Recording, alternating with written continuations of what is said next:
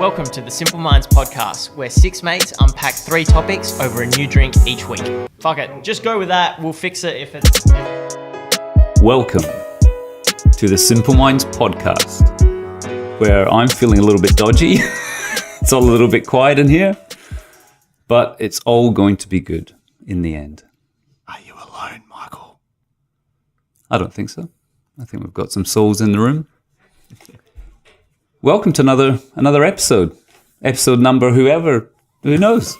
Must be close to 50 though.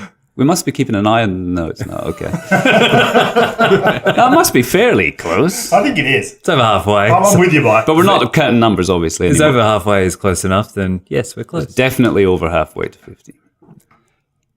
In the room today, we have four brothers.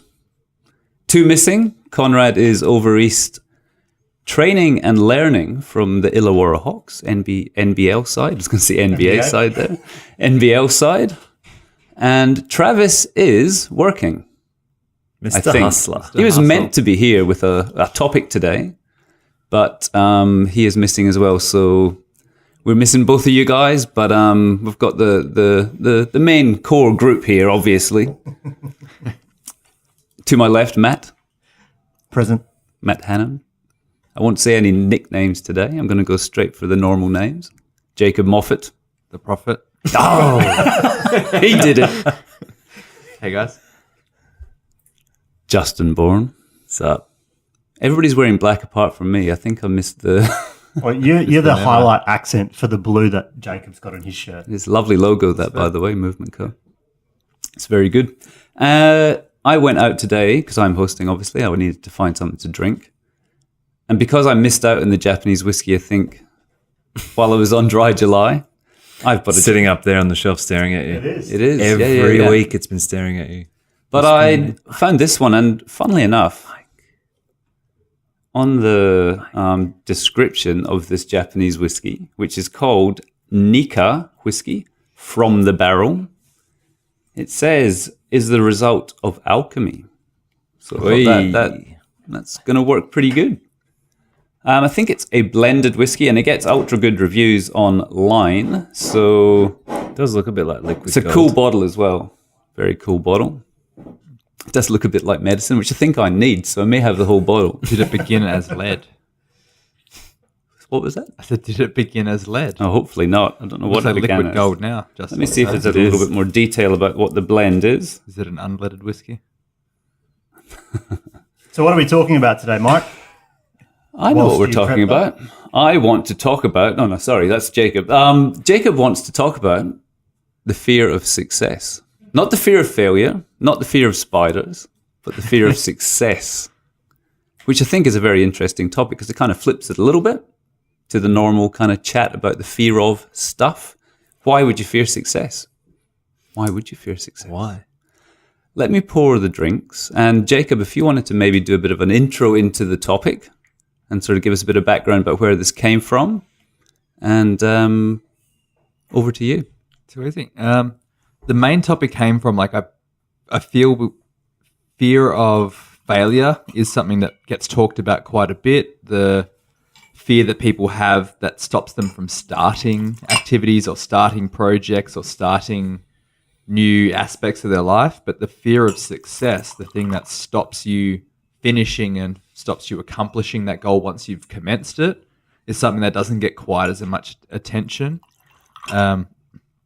I've noticed myself in the past and recently getting close to breaking through and achieving some feeling of success, whether it be through the sporting commitments I was making, whether it be through the business getting to a point where we're growing. But as soon as you feel you're just on that precipice of getting that feeling of success, I tend to self-sabotage and find ways to kind of bring me back to that feeling of it's a comfort zone, but being the underdog, being the one that's kind of progressing and up and coming, not the one that's kind of made it. And it's something I wanted to discuss with you guys to see if you've had any similar experiences. I know, especially recently with the experience of preparing for my first football season, I've had it's getting closer and closer, and our first game's scheduled for next Friday, and there's been all sorts of sort of mixed feelings about preparing for that, whether they've been related to the challenges I've been facing with the position I'm in, or whether they're related to getting close to achieving what I set out to achieve, but then also, I guess, putting in things in place to kind of stop that from happening. And similar in the business is, as revenue and as sales grow and as programs grow, I tend to also make decisions that make expenses and other things grow in a way that just keeps us in this position where we're always battling every quarter, every month. We're struggling when I know what my goals are, I know what I'd like to achieve, but when it comes to like sitting down and kind of taking the steps towards it, I come up against roadblocks. So I wanted to maybe first see if you guys had any similar stories, and we'll dig into it a little bit deeper about how it's different to the fear of failure, and if there's any ways to like unblock those barriers and to be okay with succeeding. Justin, have you had any experiences, anything similar? Well, let's try this drink first. All right, Straight over that's to fair. me. cheers. I was going to respond with, let's try this whiskey first. Cheers. Been waiting patiently.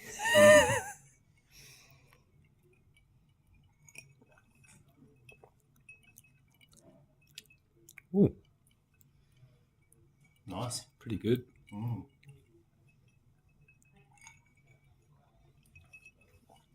that'll warm you up. Very good. I feel better already.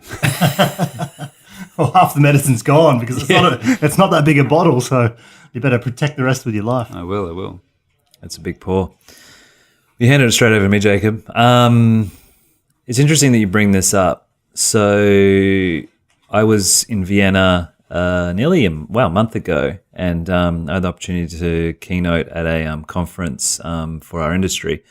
And this was actually part of the intro to my keynote. It was at the beginning. It was That's usually where the intro goes. yeah, it's true. Thanks. Need the whiskey to loosen up. It's gonna be one of those days. And I shared. So I've started my business 4 and a bit years ago, and within 2 quick years, I grew it from $0 to $1 million in revenue.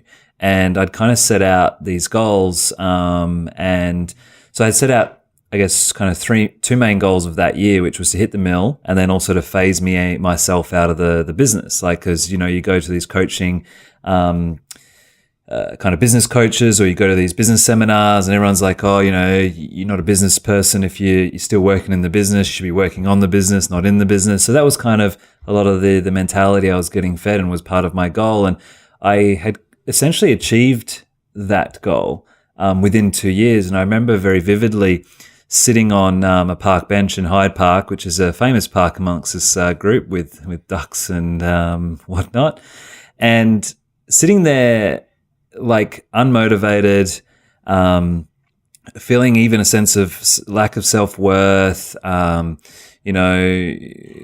all these problems because I had all these other issues that were then starting to brew up because of the growth and, people problems, now managing more people and all this other stuff. And all of it, I was sitting there going, well, what now as well? So, and what I kind of ended up working through was, and again, then self-sabotaging techniques and other things started to come into play. And what I worked out was that I didn't actually have a fear of failure at that point in time. Like, I was almost a little bit arrogant in that even if this business failed tomorrow, I would just rebuild again because I know I could do it. And I think I had more of a fear of success than a fear of failure, which was a really interesting phenomenon at the time, and I think it's an ongoing thing. So, But that's really interesting because you're kind of saying fear of success in your position, what you've just described, that you'd already, in a way, become successful. Yeah. So it's like was there actually fear of success? Because the success had actually come to a degree, whatever you. And I think defining what success is probably a key part of it. I think, defining success is obviously different for every individual, and whether you change the word to maybe even achievement or whatever that may be. But what happened was I'd achieved those elements, but I think I wasn't motivated or inspired for more. And I think I was fearing the next steps. All right, well, what happens if you grow to now 2 million or 5 million or in revenue, and then all the problems that come with that, because it's kind of be careful what you wish for. And I think that's part of the seed of the fear of success is like you may achieve and get a couple dosages of this, and you might not like that because you get more problems. You know, you've got all these other situations, and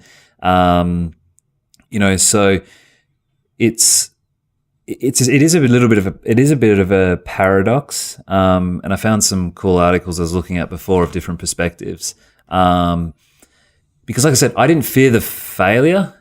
Like even if I'd failed the next day, that wasn't actually scary, which is weird. Yeah, it's like kind of fear of responsibility, fear of sort of expectation from other people. Well, the root for me, and it's still something I've been working through and that I shared, was that I was actually afraid of what people thought of me, which is why I was afraid of success or keeping to achieve, because people will be looking at you. Yeah, and or like, oh yeah, typical of Justin to do that, you know, like, because I had always done well throughout school and everything else, and it was easy for me in the most part, and that was always something that was like, oh, you're so smart and rah rah rah, and this kind of I guess FOPO, fear of other people's opinions, kept me from achieving further, because you know I'd almost get ridiculed for achieving, depending on who was in your environment, if that makes sense. Yeah, and so that in a tall poppy kind of way, right? Yeah. So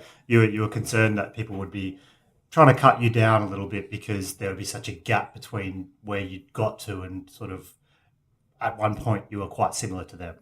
And so, and I guess that was contributing to the fear of success. If I keep succeeding, I'm just going to continue to alienate or isolate and things like that. So, and it wasn't the failure, and again, I was caring too much of other people's opinions. Yeah. And I've overcome that a lot over the last few years, and so it was actually, I feared going further in the achieving more. And it's kind of like a sort of fear of more of a self-reflection thing. You know, we talked about the imposter syndrome before as well. You get to that stage where do you deserve to be in that position? And they were the feelings I felt on that park bench, which is like, who am I like for this? And definitely an imposter syndrome. And again, am I worthy of the next game or level or whatever that looks like? And that held me back more. And it's funny that you bring up the word fear, because I was looking up at another kind of one of the articles, and fear. It makes a statement that fear is designed to just keep us safe, even if it means holding us back from where we need to go or what we need to go.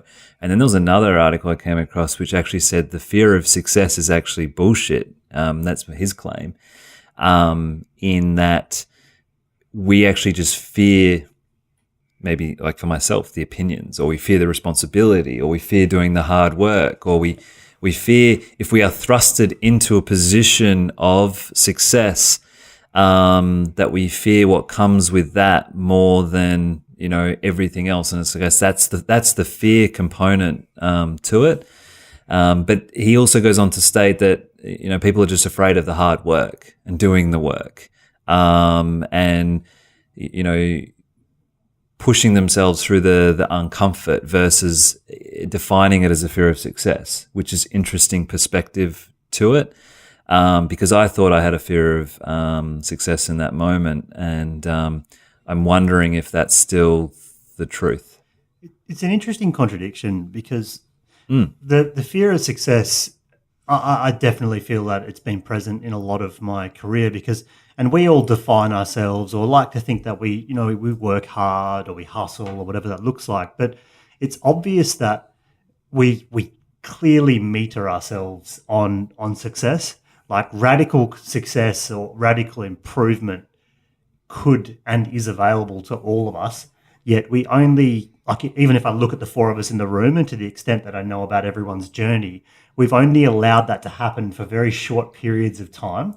And I think we then put a lid on it and then stop and then maybe try and get ourselves comfortable at where we are now and then maybe go again and then maybe go again. And I remember a conversation, just to make this a little more relevant, that you and I had probably 12 to 18 months ago, Justin. And I think both of us are obviously leaders of our own business, but we identify ourselves as some form of hybrid between sort of introvert and extrovert.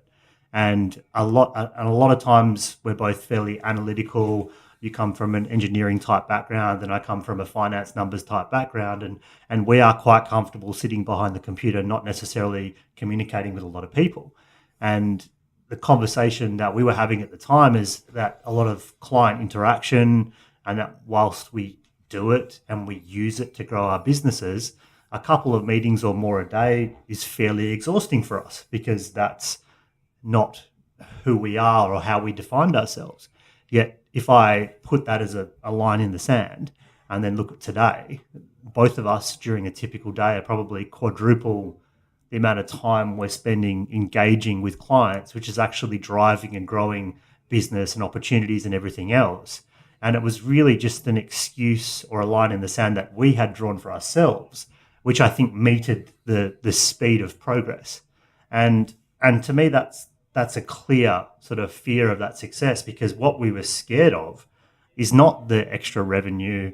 I mean, I also think we're scared of the success from the point of like, what do I do now once I feel like I've got there? Because I think you need to be like charging after something. But we're scared of that expectation, that discipline.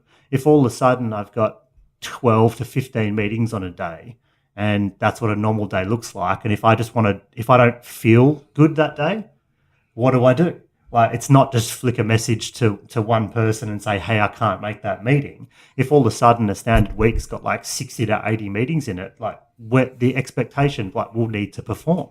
And I think and certainly I have been guilty of making decisions, whether that be consciously or subconsciously, that prevents me requiring to do that. And I think I sort of quizzed you last week, Jacob, on that.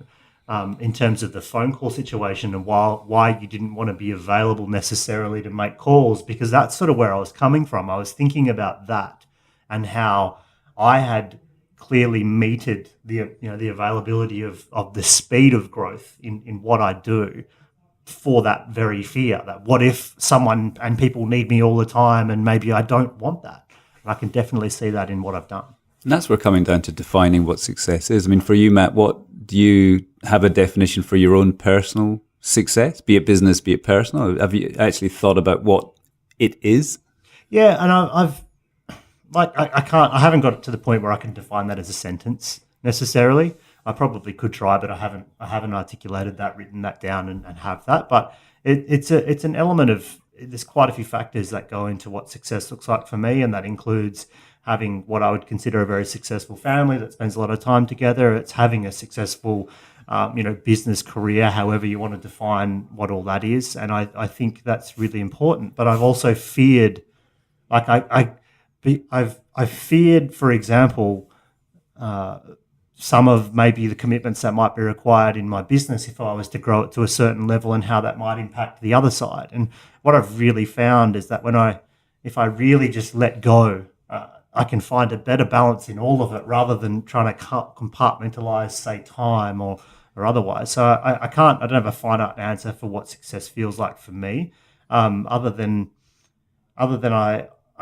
feel like I am closer and closer every day into a rhythm and a flow that feels like is a successful life. And so sort of moving forward on a daily basis, sort of knowing that you're going somewhere. Yeah, doing something and trying to always have that awareness that I'm putting appropriate energy, effort, and time into things that make sense. And I think we always know. It's just whether we're like putting shields or barriers or things in front of us to allow ourselves to make different decisions. And I think the more that I've been able to strip more of that back and just make a decision based on what I feel is right, that gut instinct, that intuition, then that the better I've been and the better result I've had. Because in particular, if I go to the last few months, even my business has escalated in its demand on me, and I've spent less time with my family in a way, but I also feel like I've spent a lot more really great quality time with the family. And what's lacked is that just lounging around the house aspect, if you know what I mean. So I've been very deliberate in focusing when I am with my family that we're doing lots of great things together, rather than just, a lot of people, I'm home, so I'm with my family. There's a bullshit statement that a lot of people make all the time. And so that's just one example of where I've definitely feared that radical success in my business could cause an issue within my family. That's definitely something that I have felt, and something that I've probably used to meter myself, amongst other things. I mean, really, success defined is of everyone, and I don't know whether we should get caught up on the semantics because that's going to be individual to you. And I mean, at the end of the day, success really, I just had a kind of thought when you asked that question, Mike, was if you have nothing to whinge or complain about, you're successful. But if that is the 1%. Well, it is, because if you got nothing, if you're purely content, i.e., you got nothing to go, I wish this or I want that, or if you have none of that in your life, you're extremely successful. It's because the moment you go or strive for something else, well, then do you know what I mean? That's interesting because I had down what success to me means, and that's tranquility. Having a day that is tranquil, that is giving, that is, at the end of the day, I could look back and go, okay, I didn't get angry, I didn't lose the plot on this, or I didn't let my emotions take over. To me, that's a successful day, which could turn out to be a successful life. Yeah, so maybe I think, and that's where I do struggle with the goal aspect, is that defining that goal means that I'm obviously not there, which is obviously what goals are for, to strive towards. But I think, and I mean, coming back to, again, success, we're probably talking more in maybe a goal-orientated success path, which is, A, spend more time with your family, B, win a game of, football or basketball, or grow a business, make money and have wealth. You don't have to think about it, all these things. And there was this article, which is it's funny that you touch on that, Matt, and it's a lot of people fear success because of I'll be too busy and won't have time for friends and family, or I won't be able to manage everything if it really takes off, or I might not. This was a list from another article. We'll share all these 3 articles because they're interesting, because they provide 3 different perspectives. I might not attract the right people or the right people, which threatens a lot of people's ego and stuff as well. I won't have enough time to devote to myself. I won't be able to help my clients, confrontation or conflict, or you'll lose relationships and stuff. So, and then I guess I'd be curious to loop this back to you, Jacob. How did this come up? Obviously through the last week with your experience, was it really fear of success? I think, because you nearly went down another route, which was the psychology of quitting, and or kind of say giving up. So was it a fear of success, or were you afraid of, again, some other element as opposed to the success itself? I think for me, the big thing is I lost sight of the vision I originally had. So the reason I first got into football was that I loved the style of training and the way that American football athletes train. And I thought that would be the perfect way to elevate my kind of the training I do myself and connect that to something tangible, which is preparing for the season. However, in preparing for that, I achieved my goal of preparing and doing my daily movement and doing all these great things. But then there was a really big part about when we actually started playing and the kind of pedal hit the floor, things started to unravel a little bit. The position I was assigned to was something that I really didn't feel was a good fit for who I was personally, and therefore the vision I had for improving my training, for being able to achieve success with a team and bonding with a team and having a valuable outlet for my social life sort of outside of family and business was started to blur a little bit because I didn't enjoy it in the way I expected. Whereas even in the last day or so, having some conversations with people within the team and trying to get back on track with why I originally got into it and the positions and things that I think would suit me better as an individual. I think that's where there is a bit of a, not a disconnect's the wrong word, but you started off this journey into football for personal reasons, for yourself. Yeah. So when it got closer and closer to the responsibility of your responsibility to the team, Yeah.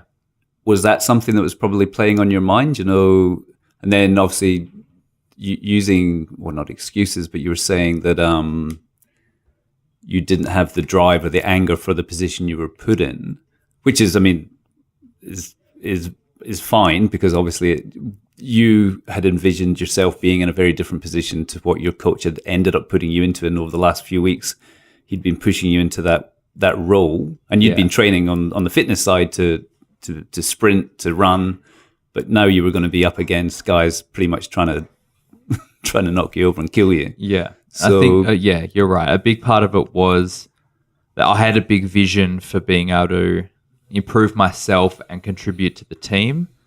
And then once I started training and the coach assigned me to this role, I felt that what the team needed of me and what I wanted to achieve became a bit of a mismatch, in that the way I was training and the way it was starting to impact me physically was detracting from what my goal was to improve my training and my health. And I was starting to get a little bit injured and beaten up and had lost a little bit of the vision and the enjoyment for it. Whereas having some discussions with the team members today has helped me see that, no, I can potentially continue down the path I wanted to achieve the goals in a way that's going to contribute to the team, but maybe in a different way. Like, they had a need, and I felt this kind of weight of expectation that I needed to become someone that I wasn't in order to fill the gap they had in the team. So do you think there was a lack of communication maybe on your side? Yeah, I feel one part of it was me I'm a fairly, in new environments, a fairly quiet and introverted person. And to go into the team, I didn't feel I had any power to say, I'm here, this is the position I want, this is what I want to do, here's my vision, let's make it happen. So I sort of just went, I'm here, I'm a resource, kind of. And a big thing I was discussing with a team member today is that I'd done all this preparation and I had a goal in mind, and I kind of knew in the back of my mind that they wanted me to play this position that I've been assigned to. But I thought, if I train hard enough, if I work hard enough, I'll be able to show them that I can play this position and do this and do well.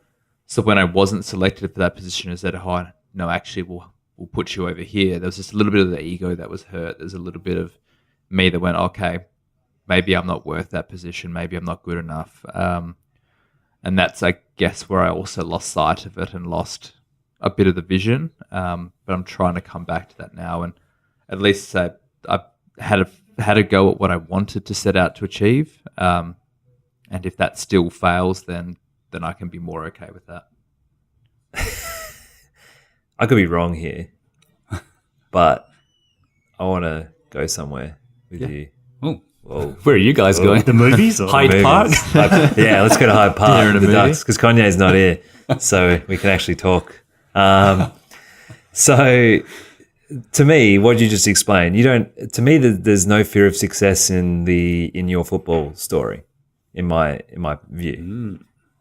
Though, and you can acknowledge that and that, but to what you just shared and from what we know, to me, there's no fear of success because you achieved. But I want to go down a different path. Do you have a fear of success in your current business? Yeah. And that's where the question came from. Yeah. Like, because you seem to have, you take action, you do elements, and we've seen the elements and things that you've done over the years, but you're in a similar position as typically, and there's no real plan I mean, there is, but Yeah. you seem to kind of go in circles. Yeah, I kind of find myself falling on the same patterns, and I think part of it is a lack of clarity over like exactly what I want to achieve and what I want to, the impact I want to have, and also the kind of impact I want to, or the success I want to derive from the business. What are some of the self-sabotaging things that you do? Given, like, forget the lack of clarity. Yeah, one big one is when I know there's time pressure and there's, say, bills to pay or revenue to kind of like revenue that needs to be sort of achieved, rather than I'll map out a plan and I'll go, this is exactly what we need to achieve, what we need to do. And then rather than take action on that plan, I'll kind of procrastinate. I'll get a bit stressed and go kind of YouTube. yeah, that's part of it. I'll kind of, Instagram, I think. Yeah, and for one you. problem is I'll solve Perusing.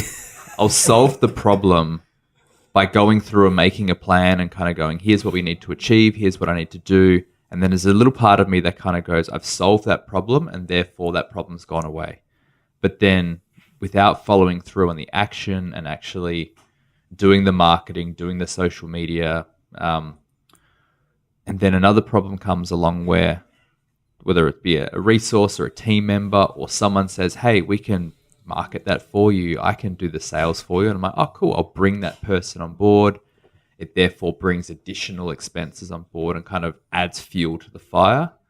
And then usually through a lack of communication or a lack of expectations of that person, it doesn't get done, and therefore the problem gets worse. And then I've got a kind of a short amount of time to achieve a certain thing, so I take on additional, rather going, can I stay up all night and make sales? Can I build this funnel? Can I do whatever? I kind of panic a little bit, take on additional debt, set us further back, gives us a bit of like a breathing space, like, cool, we've got 3 months to solve this problem now. I sit down and go, we've got this much Sit down and sales. start planning again.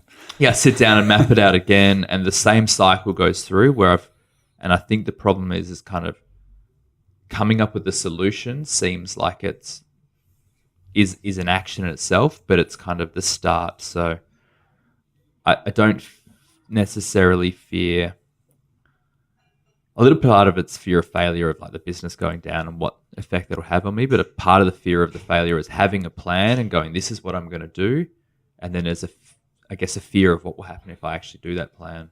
I don't know if it's a fear of the success. Well, what are you afraid of? Like, if you achieved that plan, you achieved your goal, what are you afraid of? I don't necessarily know, and that's the funny thing. Like, it's such a strange thing to say out loud, to go like, if we no longer had any debt, if I was no longer like financially struggling, like it seems like a weird thing to fear. Like if someone said, we're going to buy you a nice house and get you achieve all your goals, it seems like a strange thing to. Well, I think you probably identify yourself still as that underdog, and you feel like you need to be chasing that down. Like, I don't know whether you want to go there or not, but out of curiosity, when's the how long ago since you last took on additional debt? Only recently, probably 2 to 3 months. Yeah.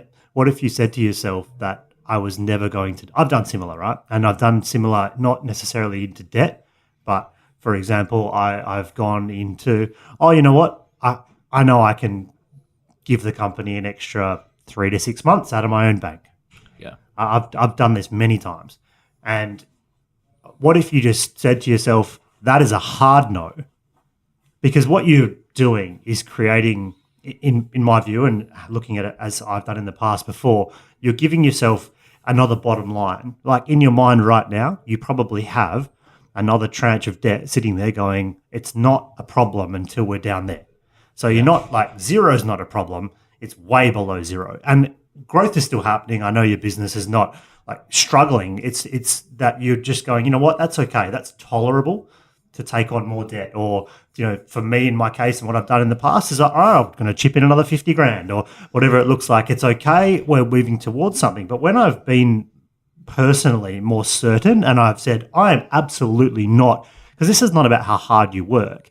It's just about maybe what you're doing at different times. It doesn't mean you can't watch YouTube or, peruse on Instagram, but at times, like, you are clearly able to, like, part of what you're saying is you'll do the plan and then you're not going to quite achieve, and then you drop into a bit more debt. But the truth is, at times you've been able to, like, absolutely, whether you want to call it hustle or whatever it is, go and achieve what you needed to. But I think I'm guessing that you're allowing it to be under zero. If you allowed it to only be zero, and then if you allowed that to be 10% more, so like, and if your bottom line was, I need to be making 40% margin, you would, if you were aligned with that in your mind, And then the actions were aligned then with it your as well, actions though. could start to align with Yeah. it. But like, same as what I see and what I feel like you might be doing, I've definitely done, and certainly done it out of my own pocket, certainly done it just knowing I have, like, in the back of your mind, it's okay because I've got this other resource I can draw on. But that's just some bullshit that you've told yourself to stop doing the work right now. And I know it's resourcefulness, but being used in a negative way. Is like knowing I've got this plan, here's the action, but in the back of my head, I know, well, if I don't do that, I can solve that problem another way. But I've got to get to a point where I can go, no, you can't solve that. You have to go down kind of plan A and achieve it. Because I'm achieving success in a way. It's just I'm successfully continuing the business going forward, but it's not in necessarily like a positive way. So I need to reframe kind of. Yeah, it's a tricky one though. I think the action part, and I'm in amongst that just now, doing a lot of planning, budgeting for the next 12 months, looking at building the team. And without action, it ain't ever going to happen, like never, ever going to happen. So I'm sort of learning. And in the past, I mean, I've worked for myself for like 12 years, 13 years. So there's never been any responsibility to anybody else. So fear of responsibility. But now I've got somebody on board, Victor, as a partner as well. And that's happening over the next 3 months. I'm being much more vigilant in my doing. I'm still not there, and it's always a work in progress. But all these little habits we talked about last, and I think the episode that dropped today, help in that decision making, making the bed in the morning, switching the hot tap off. These little things that create little actions, build memory in the brain. So that sort of thing has been helping me. Like, I've got a long way to go, but it has been helping me. And action, when Conrad, I'm going to bring Kanye in on this, said something a couple of weeks back, which I thought was here. He's present. He's everywhere. Was that inspiration doesn't create action. Action creates inspiration. So the actual act of doing whatever it is that you need to do, be it social media thing, website, whatever, that action, when it happens, like the result will create the inspiration to then drive you to the next thing. So it is, and I think things are as simple as that, but simple is hard. I mean, that's the problem. I also think, it's true. Success doesn't create more success. Because when you achieve, and it sounds like in your position, you've gotten to a position, and similarly where I was as well, and you've kind of hedging, you're comfortable, you've got this like backup. And so there's no real reason at the moment to push it forward. And I guess the fear of whatever, if you were to say open up a second gym, all the problems that may come with that are too much at this point in time versus the comfort that you may be experiencing now. And that's where reflection works really well as well. If you reflect on what you've built, man, like you've built an amazing business, the first type of facility like that in Perth. Actually think about that. Think about what you've done to get to where you are. Yeah. And then do it again. Like, and we're all guilty of that, I think. I mean, Justin, you've had the biggest growth probably in the last sort of three years. And you struggle at every stage, yeah? You start, the self-doubt comes in, you start speaking to ducks at the park. It's all, it is. Right. And I think realizing that that's always going to be the case as well. You never get to this golden, I think the last few months I've probably had the biggest realizations and the biggest, I guess. You say the biggest? I did say the biggest. I do get a little dyslexic when tired and after a few whiskeys. Yeah, that's it. And I have felt more connected with what I want to do and where I'm going than what I ever have. And yeah, my business, I've nearly doubled/tripled the amount of staff in the last, 12, 18 months. Made a lot of adjustments, put myself out there a lot more.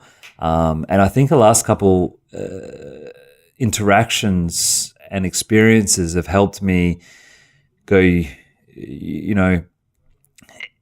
I read it before, and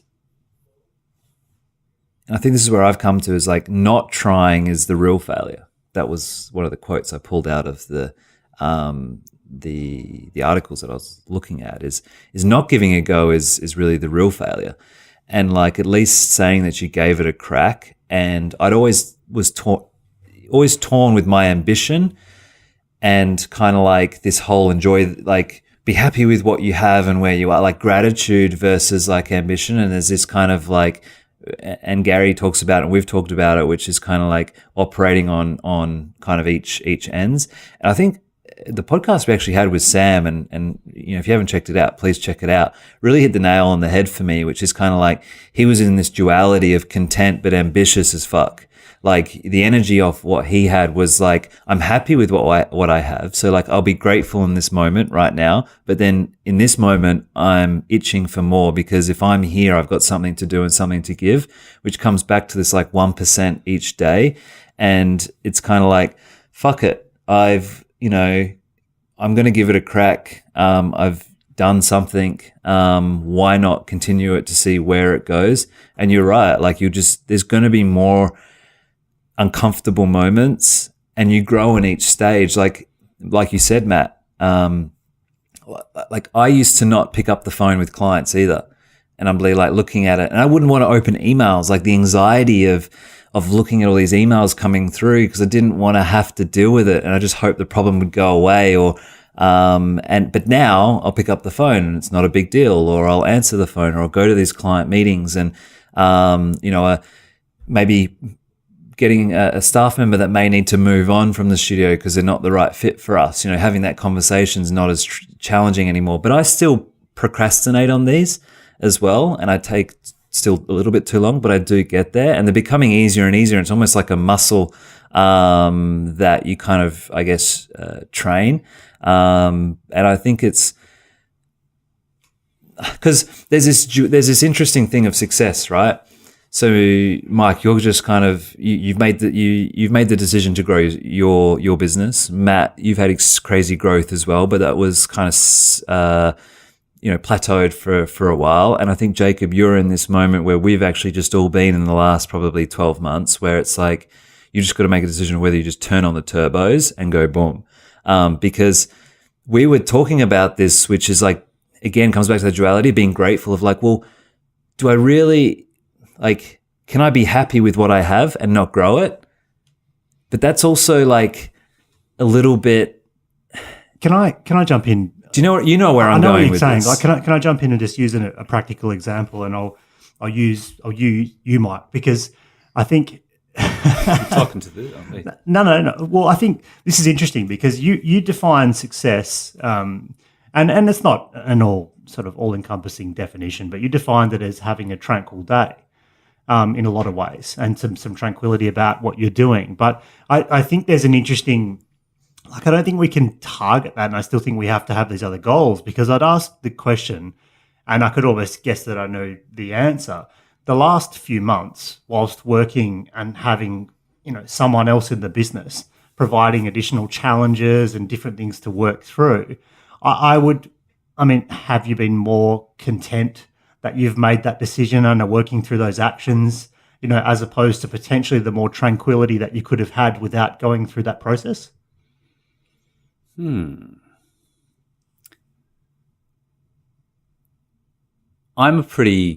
quite introverted as well. I'm a pretty laid back individual, and I sometimes question myself on that. Maybe I shouldn't be. Maybe I should be more, more of a hardcore sort of, overthinker, or sort of just wants stuff all the time. But I'm actually that's me. I mean, that is my personality. And I do feel like I maybe need to try and break out of that a little bit. But now bringing Victor on board has been interesting because it's made me reflect on what I need to be doing a lot more from an action point of view. Because he's taken over, he's taken over all the projects pretty much. So he's sort of running the business from a digital side, from the website. So there's almost, you've thrusted yourself into, so I'm going to come back to Sam, because Sam talked about thrusting yourself into, you only act or go through these spurts through kind of like a crisis mode per se. And then they can either happen to you unexpectedly, which make you go, shit. Like a staff member is now, like you talked about, like a communication, I've got to now deal with this. Or you can kind of build these... Slow build, these fires or these like crises to kind of push you through. Which is I actually work quite well with things that suddenly happen. Like I'm in the midst of annual reports now and there's shit friggin' flying everywhere. I actually work really well in that scenario. But with Victor, we'd been talking for 2 years before he came on board. No, it wasn't a quick decision. And that's kind of like the way I kind of like to work. The long game sort of, and that... Which I feel like is the same thing. It's like, you haven't got the complete definition, I think, of success when you tie... Because I think the tranquility... That's more on a life perspective, on a personal thing. I want to control my life in that sense, and sort of I don't want a stressful kind of. So I'm gonna. This might be. We'll see how this is received. But I was going to send you a message over the last 24 hours, and not talking about a beard again, were you? No, not beard. Keep bringing up this beard. I should be growing. What's your wife? Mike, I feel like you're going to write some like philosophy books, but and when they have an image on the front or the back or wherever that's going to be, I think you'll have a long beard. Look, you might be 77 when this happens. I'm not sure, but I feel 77 already. I'm feeling that as a concept. But anyway, I was going to send you a message, but I was out of mobile range last night, and I didn't get much on the phone. Pretty good excuse. And you know what? Let's try it in this environment. But there's been a lot of attack on you with your why lately, and I feel like in the last couple of instances where certainly where I'm involved, and what I've said, I was thinking about this. I was pondering this on a long drive, and I haven't been. My personal feeling towards where you're at this point in time isn't. I think you're much clearer on your why than when you have been for a long time. So I think what I've been trying to articulate, and maybe not very well, is that I feel like you're in a zone where you sort of know what you need to and what you want to do. Mm-hmm. Go with it, stop questioning it. And I think that's that you use that overthinking piece as like one of these fears of success to slow it down. Yeah, I don't think I do over question it. I don't think I do. There's one thing I was thinking of the other day, and it was, do you need to have a like crystal clear in a sentence why to get started? Because there's an issue that we come up with a lot, is that perfectionism can be a huge hindrance to success, in that a fear of failure will stop you from getting started. And I don't think any of us and any within our group have a fear of failure, and that like it stops us making a plan and taking that initial action. But it's that fear of, what are people going to think about this thing I'm about to deliver? What am I going to think about? Like, you've got this vision in your mind about how perfect the business is going to be, what success is going to look like, what that feeling of getting that touchdown at that football game is going to look like. But then you start to kind of question it along the way of, but what if I get a touchdown, but it's because someone fumbled and I picked it up? Or what if I achieve success, but... Well, it's that comfort thing, right? Like, for you, Mike, you've built a business over 12 years that you've got a comfortable amount of income, you've controlled your week, you've got this, like, you've got something very real to lose by chancing it to change it, which is why it's taken you time to really ponder over bringing Victor in, because you've got a lot to lose. You've crafted this, like, and because it doesn't matter how much, fucking revenue anyone does. It matters what comes out the bottom, what the stress levels look like. You crafted a lifestyle that really worked for you. So you have a lot to lose in it. And that's why I think that was the case. But clearly you've wanted more and you want to do more with it. And I suppose in a way it's sort of when you start the actions of talking to Victor, sending that first email, saying, "G'day, let's meet for a burger." There's an action that has resulted directly in him now being part of the business. So, but it wasn't an action that happened like straight away. It was over time. And that initial action is exciting too. Like when you create a business plan and you start chatting and you've got these ideas in your head about this is what it's going to look like. You planning again, Jacob? Yeah, and that is the fun bit, and I think for a lot of people, planning can be a form of procrastination. Oh, definitely, Yes, it's important to know why you're doing something. Yes, it's important to know how you're going to achieve it. But once you've made that plan, you've kind of just got to file it away and kind of take action. And I'm saying this not from experience, but almost to myself. Yep. And based on what Justin showed me as well, is that kind of doing the work, and Conrad will enjoy this, is that kind of making the plan, but then taking the action of doing the work is what gets you from a kind of wantrepreneur to an entrepreneur. From someone who wants a dream lifestyle and wants success to someone who actually achieves it. And I think for me, the fear of success kind of comes from knowing what I want to achieve, but a little bit fearing what it's going to take to achieve that. Is it the hard work? Is it what it's going to take, or is it what it's going to look like after you achieve it? Because I know, like, you've got incredible discipline around your training, right? Yeah. It's incredible discipline that you don't bring to your business. You only bring it to your business when you're in these, like, let's call them peak zones. Like, so when you started, super exciting, attack it. Yeah. I'm talking to myself at the same time, but like peak time, go for it. We really need to get out of this hole. Bang, attack it. Why can't you bring a more sustained level, during the other times to take yourself out of that zone? Because I think we feel like we need to have, like, it's much easier to point at a pile of debt and go, I need to chase that down, than it is to point to like a profit target and want to go there and be that person, because you don't have to change you. You're doing what it takes. Like if you work late one night till 2 a.m., you're telling yourself, I have to do that because I got to chase down that debt pile, not I have to do that because I'm trying to be who I'm trying to be. It's an easier explanation to sort of tell yourself and everyone, I think. Yeah, and I think I attach too much meaning and like identity to that underdog, to that struggling, to that persona as people expecting little of you and trying to come out of that. And then as soon as someone actually expects something of you, or here's a role, we expect you to do well in this, here's a business and here's revenue, we expect you to do these actions, that's when I guess I freeze a little bit, because I'm used to kind of overperforming relative to, like, people didn't expect much of me.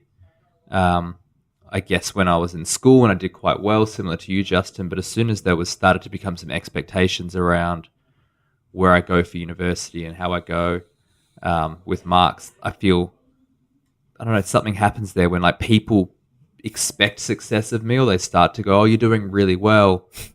I don't know why, but I kind of get in the way of that. Can I just show another translation? I'd be curious to hear what you guys did. As at school and at university, I was attack it very last minute and maybe get 55, 60% of the mark for the majority of what I did.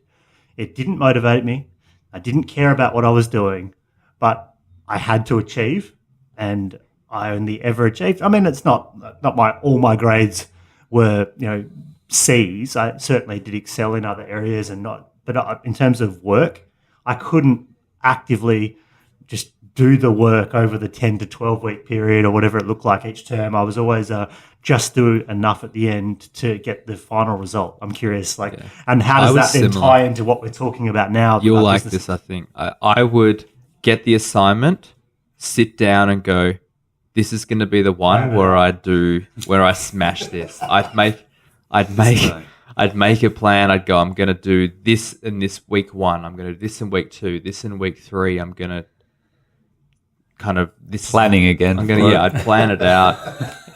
And I'd have this idea in my head about how amazing this is going to be, how I'm going to get 100%, how I'm going to kind of crush this one. And then literally like the night before it was due, I'd be like, holy shit, this is due tomorrow. The pressure would build to a point where I would explode and I'd just get it done. I'd get 50, 60% based on like, and I'd be like, oh, I did pretty well for like in that period of time. And then the only things that changed were when I was in a group environment where there was 2 to 3 people, and especially people that were on a similar level to me that I kind of didn't want to let down, with that pressure would come a lot earlier. I would take the action a lot sooner. And there were the 2 to 3 times where I did exceptionally well in projects or assignments were ones where I was attached to groups or people I didn't want to let down. And that's why I've actually started discussing with one of my team members owning almost 100% of the business at the moment and being fully responsible for that means that I can make decisions that take us into debt, that don't stress me out too much. However, that's at the expense of all the rest of our team members, is bringing on my 2IC as a partner, not sort of. Yeah, soon or in the next probably 12 to 18 months in a greater capacity as a business partner, but at least for now as a kind of the initial board of directors, someone who I'm going to make, this is the decision I think I should do. What do you think? Oh, no, I don't think you should take on that debt. We should do this instead. And kind of building a structure in place where I have accountability to someone besides myself, because I'm not particularly accountable to myself. And that's good because you're obviously you're being very honest with yourself about who you are as a personality, as a person, and knowing, and I'm very similar. And that's why I took the step with Victor to get him on board, because I needed that accountability in the business. And for me, that works well. Yeah. Too. Yeah. I mean, it's pretty much exactly the same. I wouldn't plan it as much. It was more of like, in my head, I might attempt to plan, but I would leave it the night before 99% of the time. And because we could get away with it. Because we could do it the night before and get a good mark. And still get good marks. I mean, I'll do that next time. I skipped half of year 12, did some things, and I still passed with A's and B's. Yeah. Like, I got 1 C. And I left everything to the last minute, and I still listened in class. Like, you still got to apply, and I think this is the fear of, and the root of yours is the same as me. And there's the Enneagram profiling, which is really a great profile, personality profile. Definitely check it out.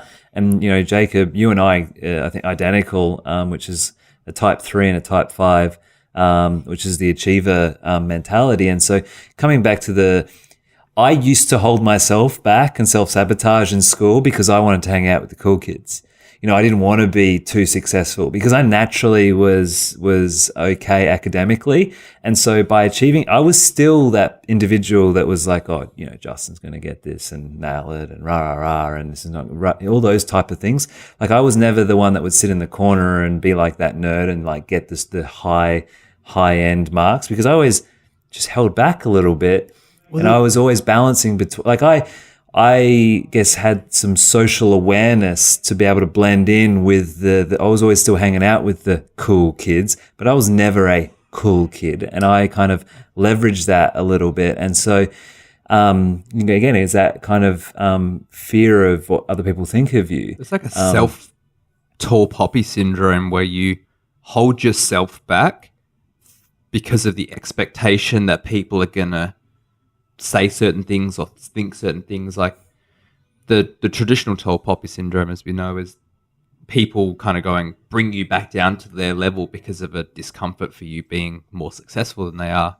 But I think part of the fear of success is you self-limiting yourself out of an expectation that others are going to judge you or think differently of you. And a big part of it is like, through success comes growth, and that might be leaving old friends behind. It might be changing relationships. It might be taking on additional staff and losing people that you started with. There's also no consequence, right? So, JB, if you're getting A's and B's and you're only doing it last minute and wagging, there's nothing forcing you to do anything different.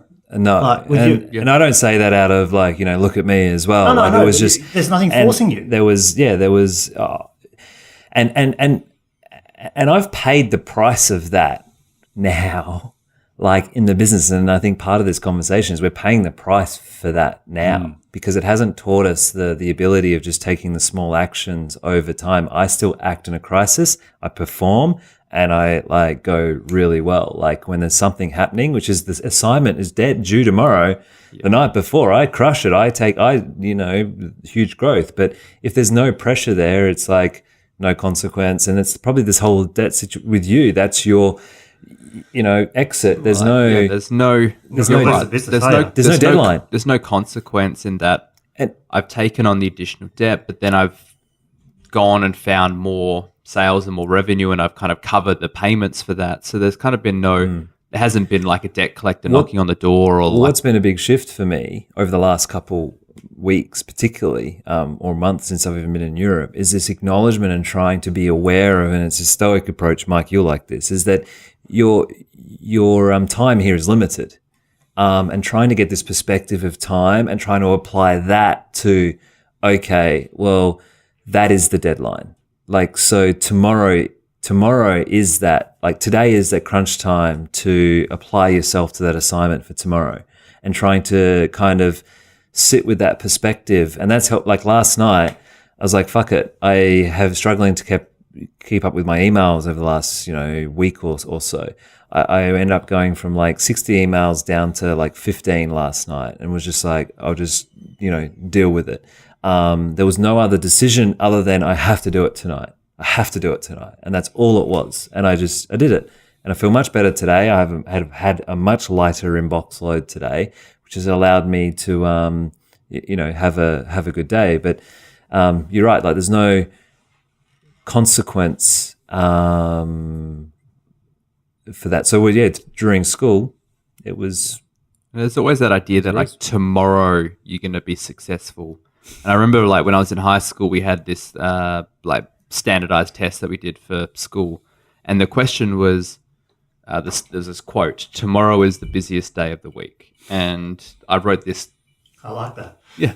And I wrote this response to this essay and got full marks, which was kind of great and ironic now. But but it's that feeling that like success is always this thing we perceive to be in the future. However, the action is the thing that has to happen in the present. And tomorrow never comes. Yeah. Never, ever. But It's dig always into the tomorrow. past, man. Look at what we are, we're humans, right? And as we Yeah. evolved, we're great. We're designed to get the adrenaline on and go for it when there's a crisis. Yeah. Like so we're almost cultivating those situations to allow us to act like And that's where I think, as a younger guy, I wish I'd had mentors. Like, I never really had a proper mentor growing up in school. And I think, if everybody was assigned somebody in school to really push them and keep them accountable, that could work really well, I reckon. I think mentors and the people you hang with are the ones that can keep you accountable and push you through and get you working. Well, I think it's having which I think going off the track is like it's having the awareness of these things that are happening to you and how you can adapt or calibrate to them. And we were talking about, if you're a regular listener of this show, you'll know that we also catch up on Thursday mornings for breakfast. And there's been conversations of late where we probably haven't been pushing each other through the action. Or a social club. Yeah, we're becoming more of a social club. And, and even then I've come to learn that part of what I want to be doing is inspiring through action and being the example. And I remember, Marco would come to Brekkie and Action shout man. out to Marco. He is action man. And he'd be like, oh, I did this and this week. And you'd look back and go, fuck, what did I do? and so like, yeah, okay, I need to up my game and move forward. And so, kind of, I think that's also linked with overcoming your fear of other people's opinions is probably really the only way of getting through this fear of success and acknowledging and self-reflecting on like, well, this is kind of some of my pitfalls. This is how I don't operate in these moments.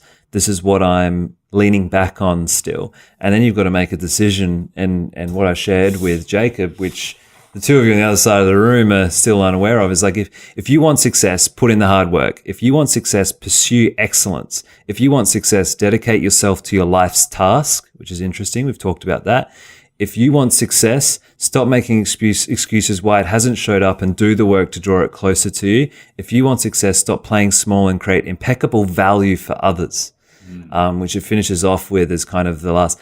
Sorry, I should put this. And it's like, put their needs first before yours. Serve them in the best way possible without wanting anything in return. Do it for the love of the game, the love of your passion. This is from an article off Medium by a gentleman called Tony Fuckery. I went there. We'll link it. And I think that's where my head's been at it the last like few weeks since I've been back from Europe. And I shared in the group how I've kind of reclused a little bit as well. And I don't know whether that's just part of the introverted part of me that needs to just maybe recoup, because I went very extroverted in Europe in particular. Did that balance, yeah. Yeah, so I don't know whether that's just naturally happening. But I, of late, have been like, you know what? I'm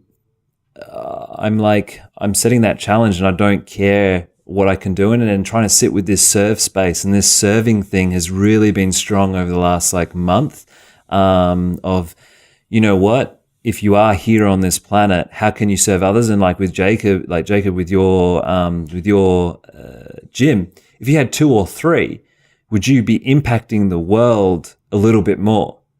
And so why the fuck are you not taking any action now? Because he's got debt. Because he wants the debt there to prevent him. Yeah. And so the debt is preventing you. And I do these other kind of self-sabotaging techniques. Like my self-sabotage technique is not debt. Well, a little bit it is. It is a little bit of debt and also getting back on the tools. That's my self-sabotage technique, which is jumping back into the creative. And I've shared that balance. That's my So self-sabotage. is that like, oh, look, the team's too busy, I need to go back and help? Is that how you do it? And I help, and I know I can, I do a good job there, and I feel like I'm contributing, and I feel like I'm worthy. And so then that makes me feel comfortable. It makes you feel worthy to them as well, to your team. Yeah. That And busyness. and so that's me jumping, like that's my kind of self-sabotage, because that doesn't drive the business forward. That doesn't drive my goals and my vision forward. That doesn't drive everything else forward. And so, yeah, it's kind of, but then acknowledging that it's okay, and then, you know, continuing to adapt, reflect, and what I need to do to adjust it. But in short, like I've just gone, fuck it. I want to pursue excellence, dedicate, you know, go to what is my life's task. And I've gotten deeper and connected further with that. And excellence is not perfection, right? That's the big, like, the knife down the middle. It's not perfection. It's just something. Deliver and then improve on it. But don't wait until it's going to be perfect, because it won't be. I found this little quote, which I think you saw before, which is a really powerful little sentence about fear. Our deepest fear is that we are powerful beyond measure. I think that's what it gets down to. Like, do we want to unleash the beast? You know? Yeah. It's scary. It's scary, sort of thinking about how powerful we really are as humans. That anything is possible, really, when we put our mind to it and when we action it. Yeah. So Yeah, that ability to do anything excites us, but it also scares us a little bit, because that means we have to do something. yeah. Would you say then, for all of you, the fear of achieving is still, I mean, I gathered from you, Jacob, the fear for you was, again, like what people think of you. A little bit, yeah. Because again, you're marrying up expectation of being the underdog. Yeah, and it's not necessarily what people think of me, was what I perceive people think of me. Yeah. And that's Because people, you're right.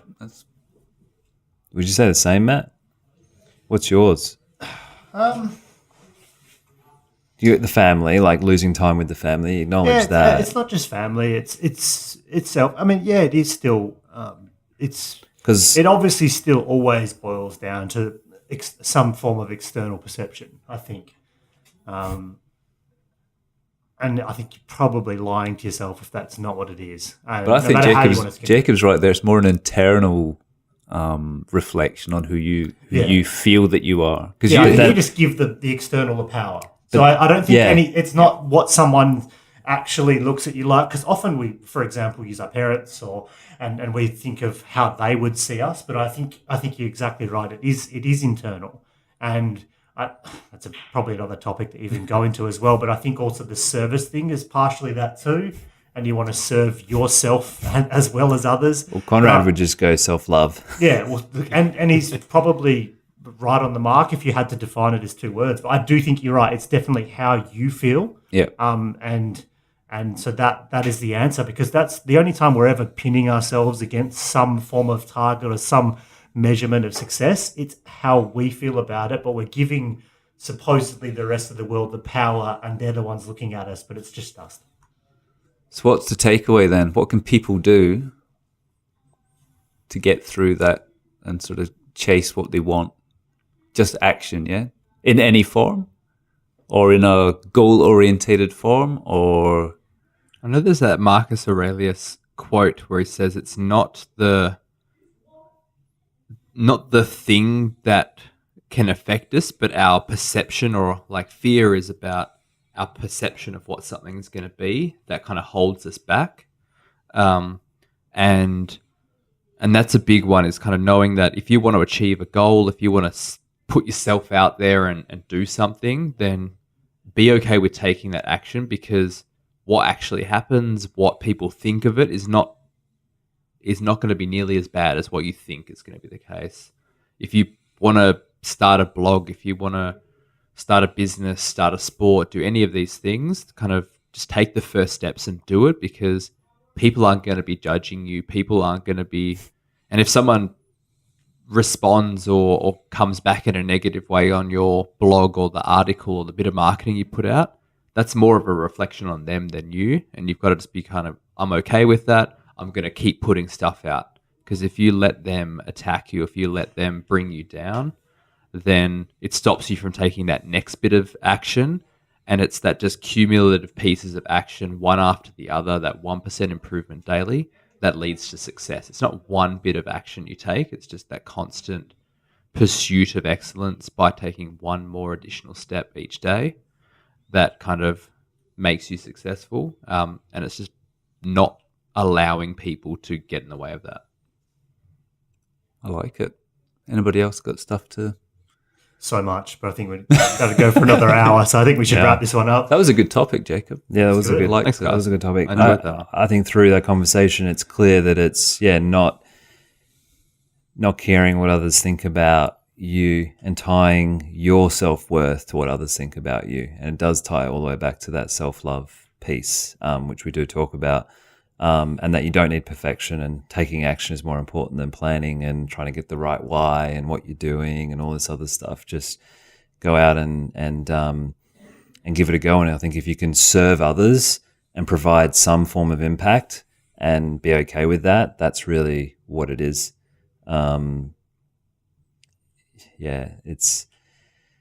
It's interesting again that it just comes back to not giving a fuck what others think about you.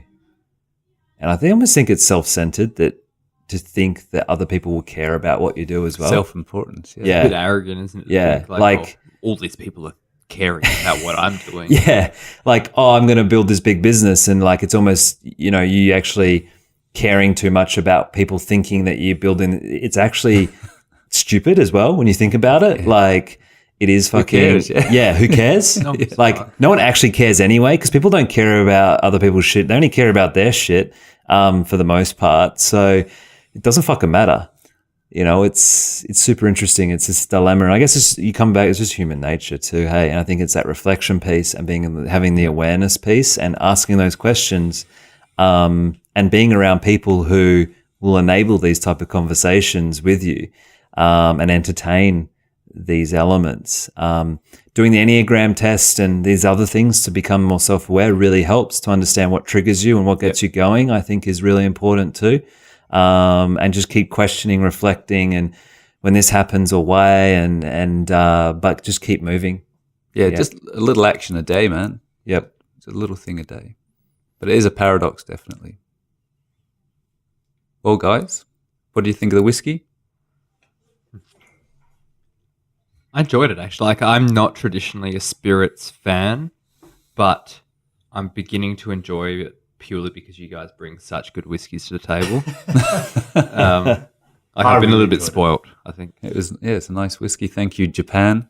Thank you, Japan. Thank you, Michael.